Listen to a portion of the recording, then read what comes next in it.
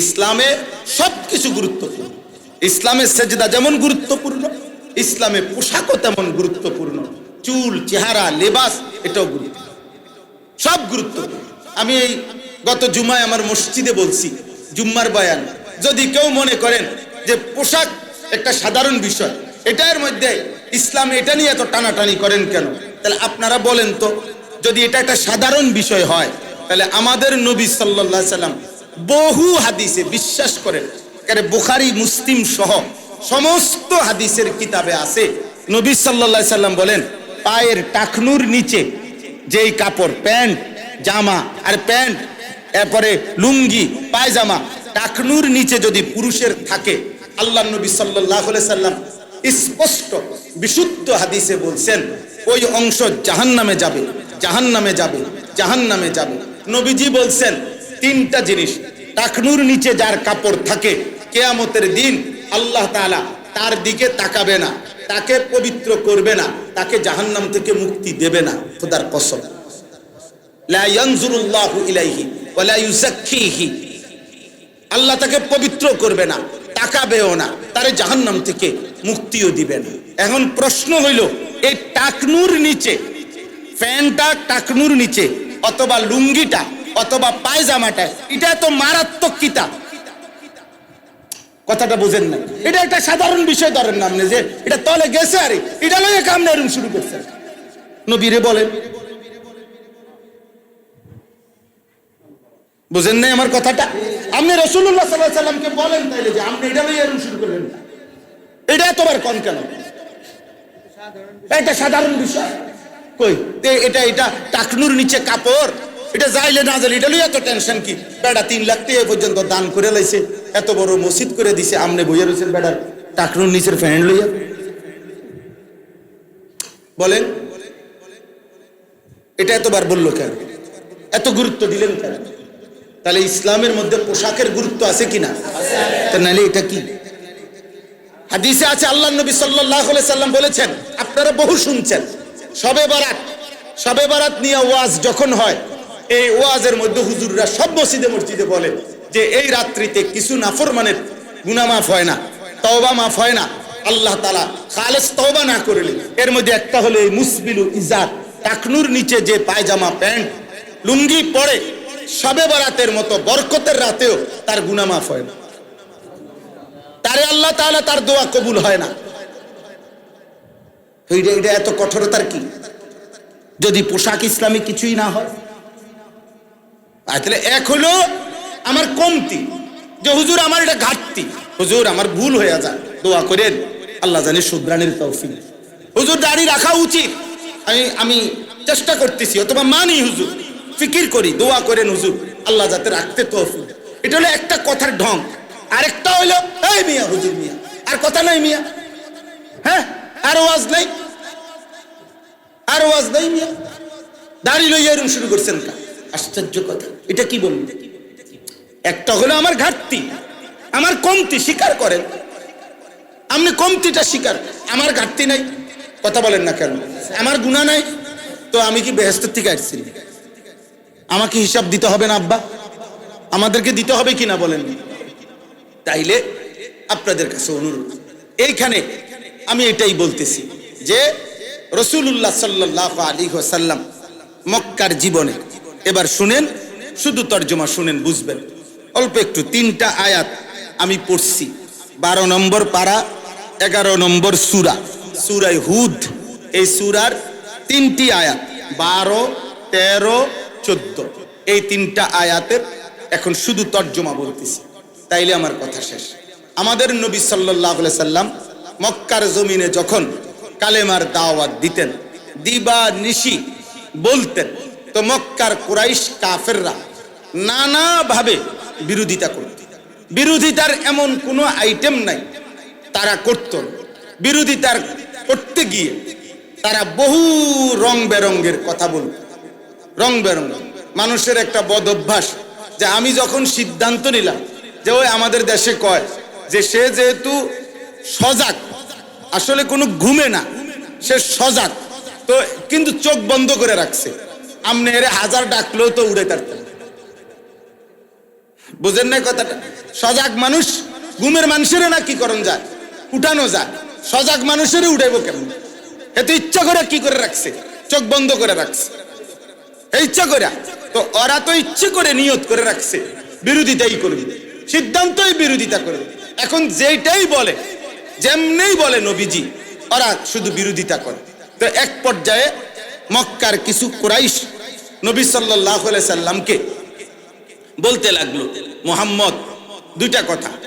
এক নাম্বার বলল যে, মুহাম্মদ, যদি তোমার কাছে অজস্র ধনভাণ্ডার থাকতো, আমাদেরকে তুমি যেই কোনো প্রয়োজনে হিউজ পরিমাণ, প্রচুর পরিমাণ যদি সম্পদ দিতে পারতা, তোমার কাছে যদি অনেক সম্পদ থাকতো, তাইলে আমরা তোমাকে মানতাম, তাইলে তুমি বুঝতাম বড় পয়সাওয়ালা, বড় নেতৃস্থানীয় ব্যক্তি। তোমার কাছে এটা নাই, তোমার নিজেরই পেট চলে না, তুমি আমগরে গীতা দিবা?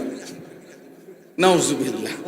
দুই নাম্বার, দ্বিতীয় প্রস্তাব, যে যদি তোমার সাথে সরাসরি প্রকাশ্যে মানুষের আকৃতিতে হোক, যেমনি হোক, যদি একজন ফেরেশতা থাকতো, যে তুমি বলার সাথে সাথে ফেরেশতাও বলতেছে প্রকাশ্যে আমাদের সামনে যে ইনি আল্লাহর নবী, তোমরা তার কথা মানো, তাইলে আমরা মানতাম।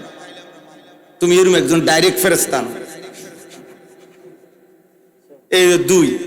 তিন নাম্বার, তোমার এই কোরআন, যেই কোরআন তুমি আমাদের সামনে পেশ করতেছ, এই কোরআনের মধ্যে আমাদের মূর্তির, আমাদের দেবতার বিরোধিতা কথা আছে। তাইলে তুমি এইটা বাদ দিয়া আমাদের দেবতার বিরুদ্ধে কোনো কথা নাই এরকম একটা কোরআন শরীফ আনো, বা অন্য কিছু একটা আনো। এটার মধ্যে সমস্যা আছে, এটার মধ্যে অসুবিধা এখানে আছে। কোরআন শরীফের জায়গায় লা আ'বুদু মা তা'বুদুন আছে না, কুল ইয়া আইয়ুহাল কাফিরুন, সূরা হজ্জের মধ্যে আছে। একটা সুন্দর একটা উদাহরণ দেই, আপনি বুঝবেন। কোরআনুল কারীমে আল্লাহ তাআলা একটা সূরার মধ্যে, হজ্জ, এই সূরার শেষে আছে, আল্লাহ বলছে, তোমরা যারা মূর্তির পূজা করো, দেবতার পূজা করো, তো আল্লাহ বলেন, আমি তোমাদেরকে দুইটা জিনিস তোমাদের কাছে জানতে চাই। আল্লাহ বলছে, হে মানুষ, এক নাম্বার হলো, তোমরা যতগুলো দেবতার পূজা করো তাদেরকে নিঃসন্দেহে তোমরা শক্তিধর মনে করো, তোমার চাইতে ক্ষমতাধর সে, তার কাছে কিছু দেওয়ার মতো তোমার জন্য আছে ক্ষমতা, এটা তুমি মনেই করো, এই জন্যই তো তুমি তারে দেবতা মনে করো। অতএব তুমি তোমরা তোমাদের এই দেবতা সকলকে বলো, তারা যেন বেশি কিছু লাগবে না, সিরেফ ছোট্ট একটা মাছি বানায় দিত। আমি আল্লাহ তো অনেক কিছু বানাইলাম, তোমাকে দেবতাকে বলো একটা ছোট্ট মাছি বানায় দিত। আল্লাহ তাআলা বলছে, এই হলো প্রথম। এরপরে আল্লাহ বলছে, দ্বিতীয় কথা হলো, যদি আমি জানি তোমরা এটাই বলবা, পারবে না নাকি? ওরা কি উত্তর দিবে? যে আমাদের দেবতা এগুলো কি করতে পারে না। আল্লাহ তাআলা বলছেন, আচ্ছা তো বাদ দাও, এটাও নাম বাদ দিলাম, আরো নিচে নেমে আসি। আল্লাহ বলেন, তাহলে তোমরা তোমাদের দেবতাদেরকে বলো, তাদের গায়ে যে মাছি বসে, এইটা কদ্দুর তাড়ায় দাও, আর কোনো কথা নাই। দেবতার গায়ে যে মাছি বসে, এই মাছিটা কদ্দুর হাত দিয়ে কি করে দিতে কও, তাড়ায় দিতে বলো, এদ্দুর বলো। আল্লাহ বলেন, হে নাফরমান, এইটাও তো তোমরা বলবা যে এটাও পারবে না। তাইলে যেই দেবতার এদ্দুর জাররা, একটা ছোট বাচ্চা, এই বাচ্চাটা যেখানে তার গায়ের মাছি তাড়াইতে পারে, তোমার এত বড় ক্ষমতাধর দেবতা এটাও পারে না, তো তুমি এটা কার কাছে কি চাইতেছো, কি চাচ্ছ? এটা দাউফাত তালিবু ওয়াল মাতলুব। তখন আল্লাহ বলছে, হায়, তোমরা যারা চাচ্ছ, যার কাছে চাচ্ছ, দুইজনেই তো দুর্বল। বুঝেন নাই কথাটা? দুইজনেই তো তোমরা দুর্বল, আর আমি আল্লাহ তো শক্তিশালী, আমার বান্দা আমার কাছে চাচ্ছে, আমি তো সব পূরণ করছি। সুবহানাল্লাহ, সুবহানাল্লাহ। এই তো বলার উদ্দেশ্য হলো, এরকম অনেক কথা আছে কোরআনে। তো তারা বলতো, মুহাম্মদ, এই কোরআন এগুলো তুমি বানায় বানাইয়া আমাগরে শয়তানের জন্য বলো, এটি তুমি বাদ দাও, তুমি বাদ দাও, এগুলো তোমার বানানো। এই তিন কথার জবাবে আল্লাহ তাআলা বলতেছেন, ফালাআল্লাকা তারিকুম বা'দা মা ইউহা ইলাইকা ওয়া দাইকুম বিহি সাদরুকা। হে নবী সাল্লাল্লাহু আলাইহি ওয়াসাল্লাম, আল্লাহ তাআলা বলেন, আমার মনে হয় আপনাকে আমি সান্ত্বনা দিচ্ছি, আপনাকে আমি আল্লাহ সাহস দিচ্ছি। মনে রাখবেন, এই কাফের মুশরিকদের নিম্নোক্ত কথাগুলোর কারণে আপনার উপরে যেই ওহী আদেশ আমি করেছি এর এক সুতা, এক জাররা বলা আপনি ছেড়ে দিবেন না, এক বিন্দু। 2 নাম্বার, আপনার অন্তর এক সেকেন্ডের জন্য এই বেঈমান কাফেরদের সমস্ত ঠাট্টা উপহাস, তাদের যত কথার বিপরীতে আপনার অন্তর এক সেকেন্ডের জন্য ছোট করবেন না, মানে ঘাবড়াবেন না। তাহলে 2 জিনিস, এক বিন্দু বলা ছেড়ে দিবেন না, 2 অন্তর 1 সেকেন্ডের জন্য ছোট করবেন না। কি কারণে? 3 কথা। আইয়াকুলু লাউলা উনজিলা আলাইহি কানজুন, এই বেঈমানরা বলে মুহাম্মদের উপরে যদি ধন ভান্ডার যদি নাজিল হতো তাহলে আমরা তাকে অনুসরণ করতাম। এই এক। আও জাআ মাআহু মালাক, অথবা মুহাম্মদের সাথে যদি সরাসরি একজন ফেরেশতা থাকতো আমরা তাইলে তাকে অনুসরণ করতাম। আল্লাহ তাআলা বলেন, এই কথার কারণে আপনার কাছে এই 2টা নাই, ধন ভান্ডারও নাই, সরাসরি ফেরেশতা আপনার সামনে তাদেরকে বলে না। এই 2টি না থাকার কারণে আপনি আমার কথা বলা বন্ধও করবেন না, অন্তরকে ছোটও করবেন না, বরং ইন্নামা আনতা নাদির, আপনি আল্লাহর পক্ষ থেকে আমার বান্দাদেরকে ভয় প্রদর্শনকারী। আপনি আপনার ভয় প্রদর্শন, আপনার কথা আখিরাতের ভয় আপনি বলতে থাকেন। এরপরে আল্লাহু আলা কুল্লি শাইইন ওয়াকিল, আমি আল্লাহ সমস্ত ব্যাপারে, আপনার ব্যাপারে, বেঈমানের ব্যাপারে, ইমানদারের ব্যাপারে আমি জিম্মাদার। ফয়সালা আমি করব। ফয়সালা কে করবে? ফয়সালা আল্লাহ তাআলা করবে। ফয়সালা আল্লাহ। দেখেন, এখানে একটা জরুরি কথা, আব্বা, দিন যারা পালন করবে, মাদ্রাসা যারা পড়ে, কোরআন যারা শিখে, মানুষকে যারা আল্লাহর দিকে ডাকে, আখিরাতের দিকে ডাকে, বিশ্বাস করেন এই আয়াতের দ্বারা স্পষ্ট তাদের দুনিয়াবি সম্পদ প্রাচুর্য কম হবে, এটাই স্বাভাবিক। এটা আপনাকে মাইনে নিতে হবে, আপনি মাইনে নিতে হবে। এটাই তো আল্লাহ তাআলা এখানে বললেন। ওরা তো এটাই বলল, মুহাম্মদ তোমার কাছে যদি দিন প্রচারের সাথে সাথে যদি অজস্র ধনভাণ্ডার থাকতো তাইলে আমরা তোমাকে মানতাম। তা আল্লাহ তাআলা বলছেন এটা নাই, এই কারণে আপনি ঘাবড়াবেন না। আপনি বলেছেন, কারণ আমি যাকে আখিরাত দেব তাকে আমি পূর্ণ দুনিয়া দেব, আমি যাকে পূর্ণ দুনিয়া দেব তাকে আমি আখিরাত দেব। এটা তো হাদিস।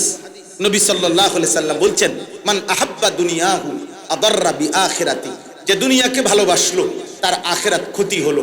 ওমান আহাব্বা আখিরাতাহু আদাররা বিদুনিয়াহু, যে আখিরাতকে বেশি ভালোবাসলো তার দুনিয়া ক্ষতি হলো। ফাসিরু মা ইয়াবকা আলা মা ইয়াফনা, অতএব হে আমার উম্মত, যে জিনিস পেলেও ক্ষণস্থায়ী, যে জিনিস পেলে চিরস্থায়ী, ওই চিরস্থায়ীকেই ক্ষণস্থায়ীর উপরে প্রাধান্য দাও। হাদিস। দুনিয়াকে কিসের, আরে আখিরাতকে কিসের উপরে প্রাধান্য দাও? দুনিয়ার উপরে প্রাধান্য। তাহলে ওইদিকে যে নিবে এখানে সে পুরা কেমনে পাবে? ওইখানে হযরত ওমর রাদিয়াল্লাহু তাআলা আনহু হাদিসের মধ্যে আছে, একদিন নবীজির কামরায় ঢুইকা দেখছে নবীর ঘরে 4টা জিনিস। একটা চাটাই যেটার মধ্যে তিনি শুয়ে আছেন, একটা তোশক, একটা চাদর, কিচ্ছু নেই, শুধু চাটাই। 2 খেজুরের ছালে ভরা একটি ছোট্ট বালিশ মাথায়। 3 মাথার উপরে নামাজ পড়ার জন্য একটা চামড়া ঝুলানো। 4 অল্প কিছু ছাতু। ছাতু তো বুঝেন না, পানিত গুল্লা যে আগে খাইতো বেশি, হাত না, পাউডার না, হাতু, জি, চাউলের গুঁড়া, হ্যাঁ, জবের গুঁড়া, গমের গুঁড়া, এরকম আপনার হাতু, মানে পানিত গুড়াইয়া খাইতো। এই ছাতু, এই 4টা জিনিস। একটা চাটাই, একটা খেজুরের ছালে তৈরি বালিশ, একটা চামড়া, আর হলো কি ছাতু, যেটা পানি দিয়ে শুধু মিশিয়ে খান। হাদিসে আছে ওমর রাদিয়াল্লাহু তাআলা কান্না শুরু করছে। নবীজি বললেন, মা ইয়াবকিকা ইয়া ওমর, ওমর কাঁদতেছো কেন? হযরত ওমর বললেন, ইয়া রাসূলুল্লাহ লিমা লা আবকি, আমি কেন কাঁদবো না? কাঁদবো না কেন? আপনার এই দৃশ্য, আপনার ঘরের এই দৃশ্য। এই তখন বলছে, আনতা সাইয়্যিদুর রুসুল, আপনি সমস্ত রাসূলের সর্দার। আনতা সফওয়াতুর রুসুল, আপনি সমস্ত নবীদের সারাংশ। আপনি আল্লাহর হাবিব, আপনি মাহবুব, আপনি রবের কলিজার টুকরা। আপনাকে ভালোবেসে আল্লাহ গোটা কায়নাত সাজাইছেন। এত ভালোবাসা, এত মায়া, এত আদর, এত সোহাগ যেই বন্ধুর জন্য, সেই আল্লাহ আপনাকে এই অবস্থায় রাখছেন। আর জালেম আর পাপী নাফরমান বাদশারা এ ওইখানে আছে, তিনি বলছেন রেশমি পোশাক পরে রেশমি বিছানায় ঘুমায়, আর আপনার এই হালাত।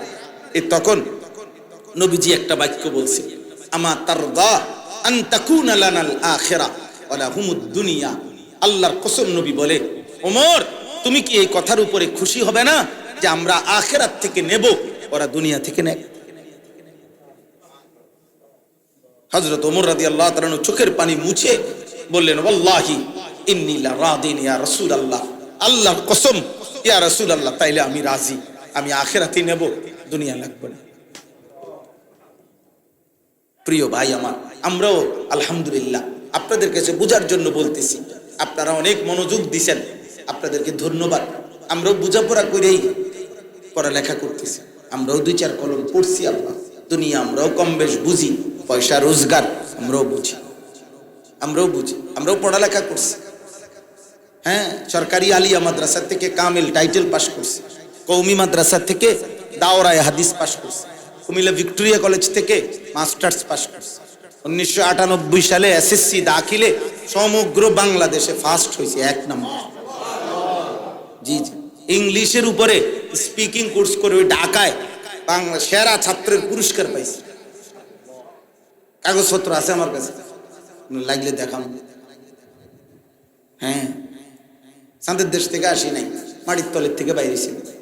বলার উদ্দেশ্য হলো এটা আপনার কাছে, আপনাকে এলাকায় ফোলা বিয়ে করামু এই জন্য বলছি, এটা না, এটা অহংকার না, বুঝাইতে চাচ্ছি।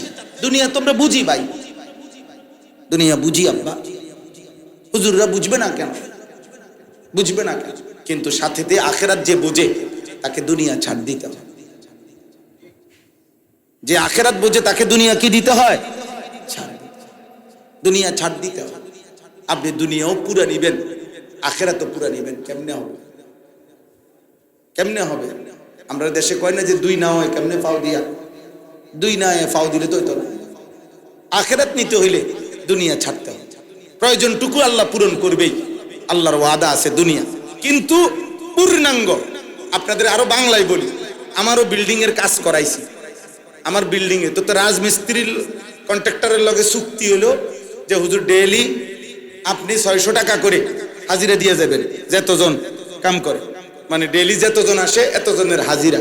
আর 60 ডালাই হবো যেদিন, 60 ডালাইয়ের পরে পুরা 7 স্কয়ার ফিট মাইপা, এরপরে আপনি পুরা পেমেন্ট দিবেন। এটা নেই নাকি সিস্টেম?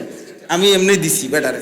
তাইলে নিয়ম হইলো প্রতিদিন দিয়ে যাবেন খোরাকি, আর একসাথে 60 ডালাইয়ের পরে দিবেন আমার যত টাকা চুক্তি। মনে করেন স্কয়ার ফিট 220 টাকা, তো এবার স্কয়ার ফিট যতটুকু হয়েছে এতটুকুর টাকা আমনে হিসাব হবে। আর আমনের থেকে আমি খোরাকি নিছি 2 লাখ, মোট টাকা আইছে 3 লাখ, তাহলে আমার আর 1 লাখ টাকা দিয়ে দেবেন। এই না হিসাব? তাইলে আল্লাহ তাআলা ইমানদারকে বলে, তালেবে ইলমকে বলে, কোরআন পড়নেওয়ালাকে বলে, সেজদা যে দেয় তাকে বলে, হালাল হারাম যে মাইনা চলে তাকে বলে। আল্লাহর কসম আল্লাহ বলে, বান্দা দুনিয়ার হায়াত শুধু খোরাকিটা নেও, আমি আল্লাহ হাসরের ময়দানে আসলে পুরা হিসাব করে জান্নাত বুঝায়া দেব। এখন খোরাকি নাও, এখন 600 করে নাও, এখন কি নাও, বাকিটা আমি দেব। এই বুঝ করেই আসি। আমি কোরআন থেকে যদি বুঝি আর আপনি টেলিভিশন থেকে বুঝেন, আপনি টেলিভিশন থেকে বালাটা বুঝা লাইছেন, আমি কোরআন থেকে ভুল বুঝছি। হ্যাঁ, আপনি কি মনে করছেন বলেন মিয়া? আপনি ইউনিভার্সিটির স্যারের থেকে যদি আপনি সঠিক বুঝেন, আমি আল্লাহর কোরআন থেকে ভুল বুঝবো কেন? বলেন না কেন মিয়া? ভুল বুঝবো কেন? কোরআন ভুল বুঝায় না, রাসূলুল্লাহ সাল্লাল্লাহু আলাইহি সাল্লাম ভুল বলে না, এই পৃথিবীর বাকিরা ভুল বলে। পৃথিবীর সমস্ত শিক্ষা প্রতিষ্ঠানে সিদ্ধান্ত বদলায়, সিদ্ধান্ত বদলায়। বিজ্ঞানের সমস্ত গবেষণা, বিজ্ঞানের আমিও ছাত্র, আমিও সায়েন্স বিজ্ঞান বিভাগ থেকেই দাখিল পাশ করছি। বিজ্ঞানের শেষ কথা কি? বিজ্ঞানের শেষ কথা হলো বিজ্ঞানে কোনো শেষ নাই। শেষ যদি হয়, প্রযুক্তির কোনো আধুনিকতা যদি গবেষণা থেমে যায়, তাহলে বিজ্ঞান থেমে যাবে, শেষ কথা নাই। 4G 5G হবে, 5G 6G হবে, আরো গতি বাড়বে, আরো বাড়বে, আরো বাড়বে, আপডেট ভার্সন আসবে, আরো আসবে, আরো আসবে, আরো আসবে। তাহলে বিজ্ঞান বদলায়, কোরআন বদলায়। মানুষের জ্ঞান বদলায়। ম্যালথাসের থিওরি এখন ভুল থিওরি, পপুলেশন থিওরি একটি ভুল থিওরি। জনসংখ্যা পৃথিবীর কোন দেশে সমস্যা না, বরং অসৎ চরিত্রহীন দুর্নীতিবাজ লম্পট এরা হলো পৃথিবীতে সমস্যা। অতএব কোন দেশে, গোটা ইউরোপের মধ্যে আপনি খবর নেন, অভিবাসী গোটা ইউরোপের সমস্ত দেশে প্রধান একটি সমস্যা হলো ইউরোপের অধিকাংশ দেশে মূল দেশের জনগণের চাইতে অভিবাসী মানে প্রবাসী ফরেনার বেশি। এজন্য ওরা পেরেশান এটা নিয়ে যে মূল জনগোষ্ঠী বাড়াইতে হইব, নাহলে আলগা মানুষে দখল করে লাগবে। প্রণোদনা দেয়। বর্তমানে প্রায় অধিকাংশ দেশে জন্ম সংখ্যা কমাইতে কয় না, বরং বাচ্চা বাড়ানোর লাইগা সরকারি বরাদ্দ অজস্র বরাদ্দ। আপনি দেখেন, আনালে আমার কাছেও তথ্য আছে, বুঝেন নাই কথা? পৃথিবীর কোন রাষ্ট্রে এখন আর জনসংখ্যা কি নয় সমস্যা, দুর্নীতিবাজ সমস্যা। আমি তো এই জন্য অনেকদিন আগে থেকে প্রস্তাব দিছি যে মহিলারে বড়ি না খাবাইয়া সুদখোর ঘুষখোর যেগুলা হারামখোর, এগুলারে 30 দিনে 30টা বড়ি খাবান দরকার। হারামখোর গুলা এগুলা যাতে কমা যায়, এগুলারে বেডিতের বড়ি যেডি এডি এগোরে খাওয়া। মায়ের কোলের ছোট্ট বাচ্চা, ওই পৃথিবীর কোনো কি না মাসুম বাচ্চা, এমন একটা ছোট বাচ্চা, কোলের একটা বাচ্চা যখন হাসে, খোদার কসম প্রত্যেক বাচ্চা যখন হাসে তো গোটা পৃথিবী হাসে। ওই পৃথিবীর বোঝা হবে কেন? ওই সমস্যা হবে কেন? সমস্যা তো হবে সুরে না, কথা বলেন না?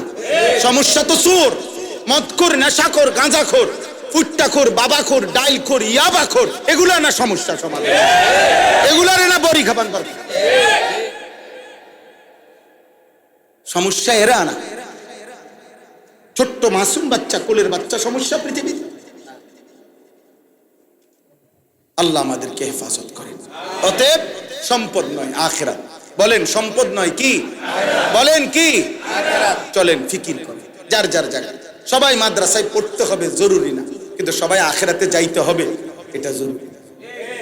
আপনি আমি মরে যাবেন, দয়া করে খামখেয়ালি করে বালা ওয়াজ করছে, হুজুরের কথাটি খারাপ কইছে না, মানলে তো ভালোই হইতো, এসব ফাঁকনা কথা কইয়েন, চালাকি মারেন। মানে অনেকে আছে ফাজিল, হ্যাঁ না কথাটি একবারে কইছে জাগা মতো, মানলে তো আরে কয় তো বুঝি তো আমরা লেগেই তো কয়, মানলে তো ভালোই হইতো, গপ মারে। আর আপনারা গপ মারতে বলি নাই, আপনাকে মানতে বলছি। বলেন ইনশাআল্লাহ, বলেন ইনশাআল্লাহ। হালাল হারামের পার্থক্য মানেন, ছেলে মেয়েদেরকে দিন শেখান, মাদ্রাসাকে ভালোবাসেন, কোরআনকে ভালোবাসেন, কোরআনকে ভালোবাসেন। ত্রুটি আছে আপনি সংশোধনের ফিকির করেন, অসুবিধা। আপনার চোখে এটা ত্রুটি তো ঠিক আছে, সংশোধনের ফিকির করেন। আপনার চোখে হুজুরের সমস্যা তো হুজুরের লগে কথা বলে। আমি তো কত সময় আমার মসজিদে বলছি যে মুসল্লিদেরকে, বাবা আপনারা প্রতিনিয়ত আমাদের কাছে দোয়া চান, আমাদের জন্য আপনারা দোয়া করেন। কি ভাই আমার দোয়া দরকার নাই তো আপনারা আমার লেগে দোয়া করেন, আল্লাহ যেন আমার আখলাক, আমার চরিত্র, আমার চলাফেরা, আমার ঈমান আমল যেন ঠিক করে দেয়। আমি যেমন আপনাদের জন্য দোয়া করি, আপনারা আমাদের জন্য দোয়া করবেন না? মুসল্লিরা ইমামের জন্য দোয়া করা উচিত না? তো করেন, করেন। শাসক জনগণ প্রত্যেকে প্রত্যেকের জন্য দোয়া করেন, হ্যাঁ, রাজা প্রজা প্রত্যেকে প্রত্যেকের জন্য দোয়া করেন। আল্লাহ আমাদেরকে তৌফিক দান করেন। শেষ কথা হলো, আম ইয়াকুলুনা ইফতারাহু কুল ফাতু বিআশরি সুওয়ারিম মিসলিহি মুফতারায়াত। আল্লাহ বলেন, বন্ধু আমি শুনতেছি এই বেঈমানরা বলে আপনি নাকি কোরআন বানাইছেন, তো ঠিক আছে, তাদেরকে বলেন 114টি সূরা লাগবে না, পুরা কোরআন থেকে তারাও বানাইয়া 10টি সূরা বানিয়ে দেয়। আদউ মান ইসতাতা'তুম মিন দুনিল্লাহি ইন কুনতুম সাদিকিন, যদি তারা সত্যবাদী হয় তারা তাদের এই 10টি সূরা বানাবার জন্য পৃথিবীর তাবৎ বেঈমান একত্র করে নেয়, সবাইকে একসাথ করে তারাও 10টা সূরা বানাক, দেখেন পারে কিনা। ফা ইন লাম ইস্তাজিবু লাকুম, যদি তারা আপনার আহ্বানে সাড়া না দেয়, মানে পারবে না এই কথা যদি বলে দেয়, তো ফা'লামু আন্নামা উনজিলা বিইলমিল্লাহ, তাহলে এটাই জেনে নেন যে এই কোরআন মহান আল্লাহ তাআলার আসমানি ইলম থেকেই নাজিল হয়েছে। কোরআন কোত্থেকে নাজিল হয়েছে? আসমান, রবের ইলম থেকে, আল্লাহ তাআলার ইলম থেকে। আলিম যিনি, তিনি কোরআন নাজিল করেছেন, যিনি আলিম, হুয়াস সামিউল আলিম, হুয়াল আলিমুল খবীর, হুয়াল আলিমুল কদির, ওয়ালা ইউহিতুনা বিশাইইন মিন ইলমিহি, এই সেই আলিম। আল্লাহ তাআলা আমাদেরকে বুঝ দান করেন। ওয়া আন লা ইলাহা ইল্লা হুয়া ফাহাল আনতুম মুসলিমুন, এবং এ কথাও জেনে নেন আল্লাহ ছাড়া আর কোনো ইলাহ নাই, এবং সকলকে জিজ্ঞেস করেন যে ব্যর্থ হওয়ার পরেও, অপারগতা স্বীকার করার পরেও আল্লাহর আনুগত্য করবে না? কোরআনের সামনে ব্যর্থই তো হইলা, কোরআনের সমকক্ষ। এখানে লম্বা সময় নাই, যেকে বললাম না, মানে 3টা জিনিস আল্লাহ কমাই নাই না বলছে কোরআন শরীফে। 1 নাম্বার বলছে সেম কোরআন আরেকটা বানাও। কিছুদিন পরে আল্লাহ বলছে আচ্ছা বাদ দাও, শুধু 10টা সূরা বানাও। কিছুদিন পরে আল্লাহ তাআলা বলছে এটাও বাদ দাও, ফাতু বিসূরাতিম মিন মিসলি, একটা সূরা শুধু, ইন্না আ'তাইনাকাল কাউসার, এটার সমপরিমাণ, ছোট্ট 3 আয়াত সমপরিমাণ একটি সূরা। 3 বারই বেঈমানরা কি হয়েছে? ব্যর্থ হয়েছে 3 বারই ব্যর্থ। অতএব আল্লাহ তাআলা বললেন ফাহাল আনতুম মুসলিমুন, প্রতিবারই তো কোরআনের সামনে ব্যর্থ হইলা, তবুও কি আল্লাহর আনুগত্য করবে না? সুবহানাল্লাহ, মালিকের বলার ঢং কি সুন্দর। আল্লাহ বলে বান্দা পারলা তো না, তা এখন মেনে নাও, আমাকেই মেনে নাও, আমার কথা মেনে নাও। চলেন আমরা ফিকির করি। এই মাদ্রাসাটা আলহামদুলিল্লাহ আপনাদের ভালোবাসা নিয়ে, আমি এই প্রথমেই আসতে আসতে শুনছি অনেক ফিকির করে কষ্ট করে মাদ্রাসা চালু রাখা হয়েছে। আপনারা প্রত্যেকেই মাদ্রাসাকে ভালোবাসবেন, বলেন ইনশাআল্লাহ, বলেন ইনশাআল্লাহ, বলেন ইনশাআল্লাহ। মাদ্রাসা 3টি জিনিস চায়। 1 নাম্বার দোয়া, 2 নাম্বার আতফাল সন্তান, 3 নাম্বার আমওয়াল দান সাদাকা। দান সাদাকা, এই 3টি জিনিস মাদ্রাসা চায়। আমার শায়েখ আল্লামা মুফতি মুশতাকুন নবী সাহেব বলে, কেউ যদি মাদ্রাসার জন্য এই 3টি জিনিস দিয়ে সহযোগিতা করে, 1 নাম্বার দোয়া করে, আল্লাহ যেই করুক, আপনার কোরআনের ঘর হইছে, আপনার বন্ধুর সুন্নাতের ঘর হইছে, আল্লাহ আপনি কবুল করে নেন। আপনার এই কথা বলতে অসুবিধা আছে কোন? তো আপনি এটা বলবেন না, দেখুন তো অমুকের ফুতে হুমুকে দিছে মাদার, কত মাতবর দেখছি, কয়দিন টিকছে, মনে করুন 3 দিন টিকছে, তো 3 দিনের সওয়াব নাই, তো 3 দিনের সওয়াব অসুবিধা কি? আর 3 দিনের সওয়াব আসেনি, তো 3 দিনের সওয়াব অসুবিধা কি? বুঝেন না আপনি কথা? দেখবো তো আপনি কতক্ষণ টিকবেন। হ্যাঁ, তো আমি 3 ঘন্টা টিকছি আর কি, তো 3 ঘন্টার নেকি নাই? তাহলে আপনি 3 ঘন্টার নেকি হাসরের ময়দানে যদি আল্লাহ তাআলা বলে বান্দা ঠিক আছে 3 ঘন্টার এই নেকির বরকতে তোর জাহান্নাম থেকে মুক্তি দিয়ে জান্নাত দিয়ে দিলাম, তখন আপনি কি করবেন? মা কথা কয় না, তখন আপনি কি করবেন? আপনি তখন আফসোস করবেন না? ইন্না লিল্লাহ, এইভাবে দরা খামু তো বুঝছি না কথাটা। আরে কিও কয়, আল্লাহ দি কয় হেরে মাফ করে দিছে বলে। এজন্য আমি সব বহু মাদ্রাসা, আজকে তো আলহামদুলিল্লাহ আল্লাহর দয়ায় 22 বছর এই ওয়াজের জিন্দেগি, আলহামদুলিল্লাহ কত শত শত মাদ্রাসায় জীবনে গেলাম। আমার কথা একটাই, যে যেটা যতক্ষণ টিকছে, আমার যদি ইখলাস থাকে, আল্লাহর জন্য করে থাকি, তাইলে ওই এতদিনের নেকি, এতক্ষণের নেকি, এটা কি মুছে যাবে? তো আমার নেকি না দরকার, আমার আখেরাতে না দরকার, আমার তো ইলেকশন দরকার না। আল্লাহ তৌফিক দান করেন। এই জন্য মাদ্রাসার জন্য দোয়া করবেন, মাদ্রাসায় আপনাদের সন্তানদেরকে পড়তে দিবেন। মুসলমানের সন্তান দিন শেখানো দরকার আব্বা, দিন শিখে। 3 জনে 1 জন না, আমি সব সময় বলি একটা ছেলে হলেও মাদ্রাসায় দেন, একটা মেয়ে হলেও মাদ্রাসায় দেন। এই কথা বলা জায়েজ না, এই কথা বলার কোনো জায়েজ অনুমতি নেই। আপনি এটা কোন হিসেবে বলছেন? নবীজি সাল্লাল্লাহু আলাইহি সাল্লাম বলছেন তালাবুল ইলমি ফরিদাতুন আলা কুল্লি মুসলিম, সমস্ত মুসলমানের উপরে পুরুষ নারী দিন শেখা ফরজ। আপনি 3 জনে 1 জন বানাইলেন কোন হিসাবে? বুঝেন নাই? আপনি এটা করতে কানছেন? আপনি 4 জনে 1 জন, আপনি এটা কম? আপনি কি ভিক্ষা দিতেছেন নাকি? আখেরাত কি আপনার কাছে ভিক্ষা চাইছে কেউ? তাই আপনি কি বললেন? হুজুর দিছি আপনাকে কথা মতো একটা ফুতেরে মাদ্রাসা দিছি, বেহেশতের একটা লাইন করছে, আর হেইতে হেইতে সংবম হুজুর, আরেকতে সংবম। এটি বুঝি কথা না, বরঞ্চ মুসলমান যতজন দিন শিখবে কি, আর কেউ দিন শিখলে, কোরআন শিখলে, হাদিস শিখলে, সুন্নাহ শিখলে, নামাজ শিখলে, উপার্জন করা, কামাই করা, বিদেশ যাওয়া, অন্যান্য পেশা গ্রহণ করা হারাম। তো আর সমস্যা কি? অন্য কোনো উপার্জনের কাজ করা কি হারাম? তাহলে আর অসুবিধা কি? তাইলে সমস্যা কোথায়? অতএব দিন শিখবে কয়জন? 4 জনে 1 জন। 3 জনে কয়জন? 3 জনে কয়জন? 3 জন। 3 জনে কয়জন? যতজন ততজন। আল্লাহ তৌফিক দান করে। কিছু কিছু দান সাদাকা করুন, দান সাদাকা। নাম দরকার, সুযোগ থাকলে নাম বলুক, না বলুক, মনে রাখুক, মনে না রাখুক, আপনার কথা। দিছি হুজুর, আমরাও কথা মতো 3 বারে 300 করে 900 টাকা দিছি।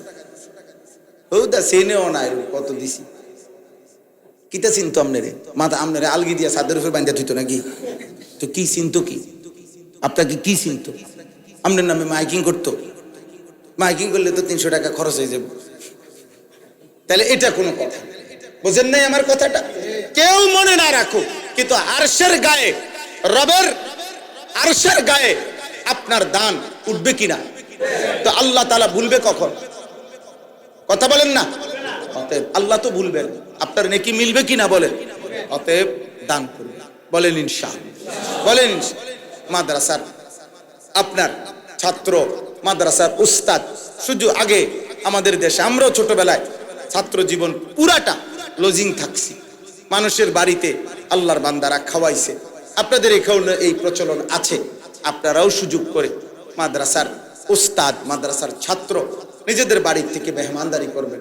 মেহমানানে রসুল মনে রাখবেন, তালেব ইলম কোরআন পড়ে কিংবা পড়ায়, ভাইয়া বিশ্বাস করেন ওরা মেহমানে রসুল, রসুল্লাহ সাল্লাল্লাহু আলাইহি সাল্লামের মেহমান। নবী সাল্লাল্লাহু আলাইহি সাল্লাম, নবীজি স্পষ্ট হাদিসে আছে, যারা হজে উমরায় গেছেন, মসজিদে নববী, নবীজির রওজার ঠিক পিছনে আপনার একটা উঁচু জায়গা আছে, এই জায়গাটাকে বলে আসহাবে সুফফা। নবী সাল্লাল্লাহু আলাইহি সাল্লামের কাছে যারা দিন শিখতেন, এই সাহাবারা এখানে থাকতেন। আবু হুরায়রা বিশেষ করে, এই সাহাবারা 120 জন 30 জন নবী সাল্লাল্লাহু আলাইহি সাল্লাম, এরা সবাই জানতো, নবীজি বলে রাখছেন, এখানে যারা ইলম শিখে এরা আমার পরিবারভুক্ত। তোমাদের কারো সুযোগ হইলে তোমরা খাওয়াইও, না হইলে এরা সব আমার মেহমান। আসহাবে সুফফা, নবী সাল্লাল্লাহু আলাইহি সাল্লাম মেহমানদারি করতেন।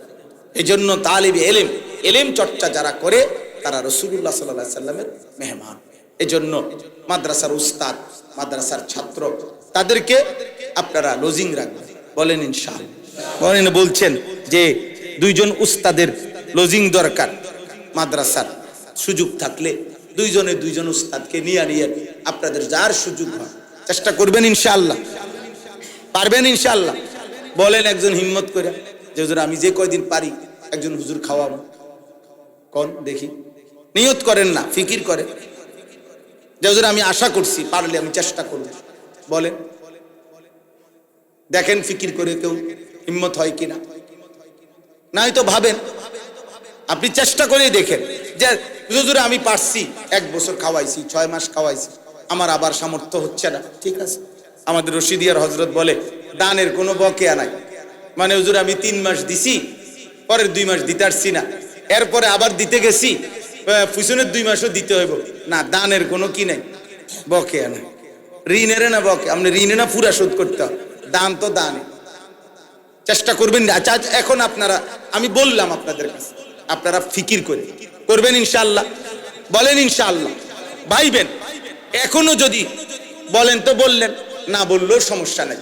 আপনাদের আল্লাহ পাক রিজিকের মালিক, অবশ্যই ব্যবস্থা হবে। যার সুযোগ হয় আপনারা মাদ্রাসার ওস্তাদ লজিং রাইখেন, ছাত্র লজিং রাইখেন, মাদ্রাসায় দান সদকা করে 1 টাকাই দিয়ে, 100 টাকাই দিয়ে, 1000 টাকাই দিয়ে, আল্লাহর দ্বীনের জন্যই দিবেন। আল্লাহ আপনাদেরকে তৌফিক দান করে। আজকের এই মুবারক মাহফিল আল্লাহ তাআলা কবুল করে নেন। আপনাদের সবার কাছে অনুরোধ রইল। আর শেষ কথা হলো, এখানেই এখন এশার নামাজ হবে। দোস্ত নওজোয়ান, আমি শুরুতেই বলছি, প্রিয় ভাই দোস্ত আমার, আল্লাহ নবী সাল্লাল্লাহু আলাইহি সাল্লাম বলছেন এশার নামাজ এবং ফজরের নামাজ মুনাফিকের জন্য পড়া কঠিন। একবারে বুখারীর হাদিস, এবং সাহাবীদের উদাহরণ দিয়ে বলছি। এশার নামাজ আর ফজরের নামাজ জামাত ছুটে গেলে ওনারা ভাবতেন সে প্রকাশ্য মুনাফিক, নাউজুবিল্লাহ। এই জন্য দোস্ত, এক্ষুনি দোয়ার সাথে সাথে আজান হবে, আজানের পর এখানেই নামাজ হবে। এই জন্য মেহেরবানি করে কেউ চলে যাবেন না, অন্য কোথাও গিয়ে এখন জামাত পাবেন না, পাবেন কোথাও জামাত। এই জন্য এখানে ইনশাআল্লাহ জামাত হবে। আলহামদুলিল্লাহ রাব্বিল আলামিন। জি জি বলেন, দেখেন দেখেন, একটু একটু একটু আপনারা, আরে দোয়া করে যাবেন তো, দোয়া, এরপরে হুজুর টাইম দেওয়া হবে। বস, ছেলেরা যায়ও না, ভাগ্য না।